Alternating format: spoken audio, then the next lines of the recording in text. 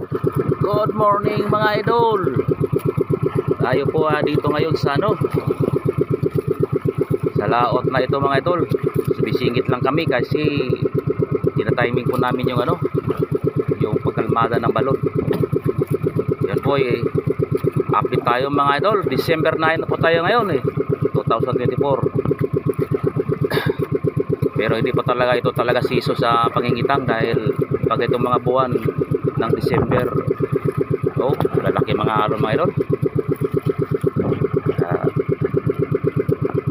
Pero ganun pa man, hindi na mahulog akong sipon.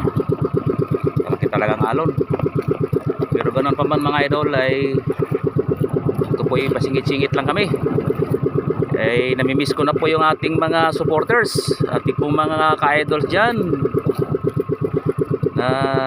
para may shoutout natin.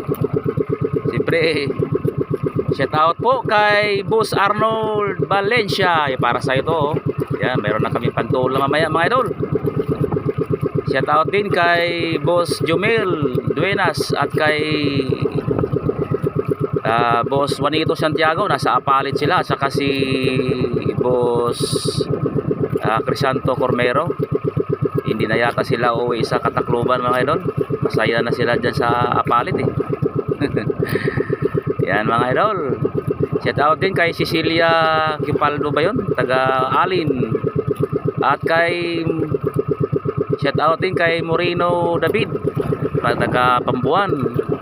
Shout out din kay Manuel Sinibio.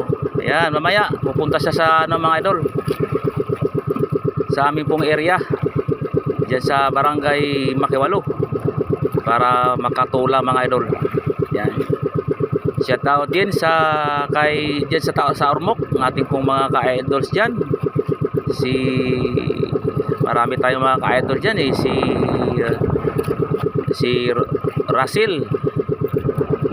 At saka kay Ma'am Orca, Ma'am Rimi Orca, at saka kay Ma'am Heidi Plar. Diyan din sa Tacloban si ka-idol Boyd Gonzaga. Yan, sa kanya pong lugar na napuntahan ko diyan sa Barangay San Jose. Talagang napakagandang lugar yung mga idol. Talagang lagi po kami nagmumukbang diyan ni Boss Boyd Gonzaga.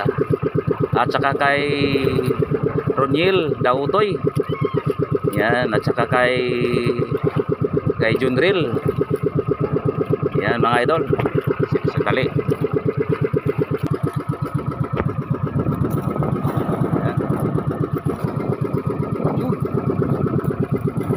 Wala po mga idol. Wala po.